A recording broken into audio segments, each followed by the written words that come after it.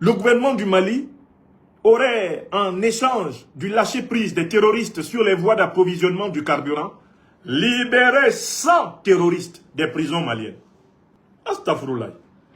Vous savez, quand on est, par exemple, à Paris ou à Rouen, et qu'on entend ces nouvelles diffusées par Bobo Hundada, Serge Daniel, diffusées par RFI, diffusées par France 24, diffusées par Sud-Ouest, diffusées par Le Monde, par Libération, par Jeune Afrique. Quand on est à Paris ou qu'on est à Washington, ou qu'on est, je ne sais pas, à Kinshasa, il y a une tentation forte d'intégrer ce type de pseudo-information dans le domaine de la réalité. Pourquoi? Mais parce qu'on n'est pas à Bamako, on n'est pas au Mali.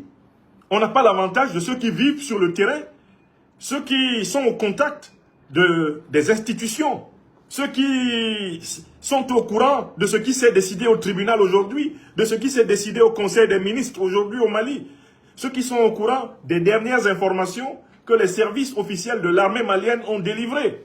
La plupart des Africains qui sont hors du Mali et qui ne travaillent pas sur des informations pertinentes à propos de ce qui se passe au Mali, se retrouvent ainsi intoxiqués a priori par le soupçon qu'il y aurait quelque chose qui s'est passé. Car il faut bien qu'il y ait quelque chose qui s'est passé pour qu'il y ait 30, 40, 50 médias qui répètent en boucle la même chose. Or, en réalité, dès le départ, il s'agit d'une invention criminelle de la cellule africaine de l'Élysée, d'une invention criminelle des renseignements généraux français, d'une invention criminelle des terror-journalistes français placés en embuscade un peu partout en Afrique pour nuire à l'appréciation de la réalité. Il s'agit d'une pure création, une pure fiction mentale de ces individus.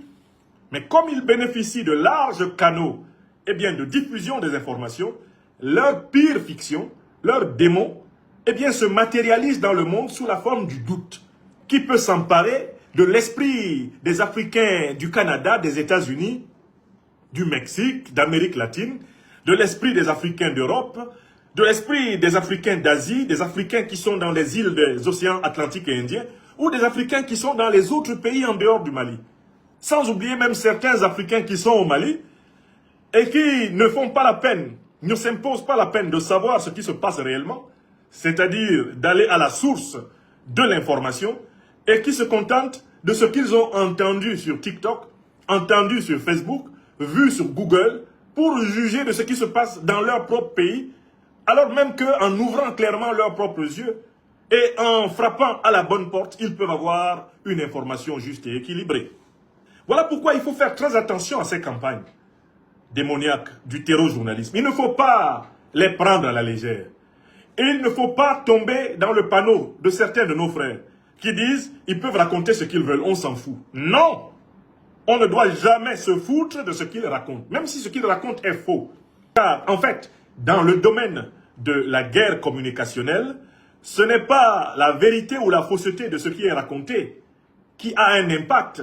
C'est le degré de diffusion et d'impact de ce qui est raconté qui a un impact. Je recommence.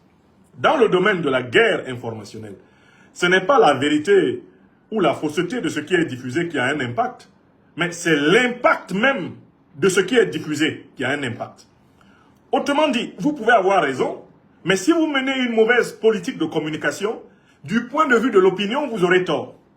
Et vous pouvez avoir tort, et si vous menez une bonne politique de communication, du point de vue de l'opinion, vous pourriez avoir raison. Est-ce que vous comprenez?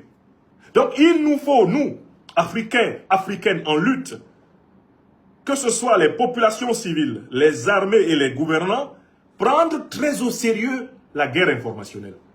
Parce que la guerre informationnelle peut permettre à nos ennemis de fabriquer des réalités qui vont être considérées comme vraies par l'opinion. Et l'opinion pourrait se comporter en conséquence, alors même que nous avons la conviction personnelle, mais intérieure, la conviction un peu simpliste, de toutes les façons, les gens savent que c'est faux. Non, les gens ne savent pas que c'est faux. Parce que les gens se font matraquer, les gens se font marteler, les gens se font assommer par des informations fausses et répétitives. Et à force de répéter des faussetés, ces faussetés prennent une allure de vérité et elles se mettent à influencer le comportement des personnes. Donc, Bobo Hundada, et c'est pareil, ont tenté de lancer l'idée que le Mali aurait libéré ces derniers jours, ces dernières semaines, plus de 100 terroristes. Et qu'en échange de cela, le Mali a obtenu des terroristes qui laissent le carburant entrer et approvisionner les villes et campagnes maliennes. Quand vous écoutez le reportage que Bobo Oundada a fait au départ sur cette affaire, vous êtes frappé par un fait. Il n'y a aucune preuve qui est donnée en faveur de cette libération. Ni les soi-disant prisonniers qui ont été libérés, ni le jour où ils auraient été libérés, ni l'endroit où ils auraient été libérés, ni l'autorité qui les aurait libérés ne sont cités par Bobo Oundada. En fait, c'est une libération imaginaire. Il n'y a aucun élément factuel, empirique.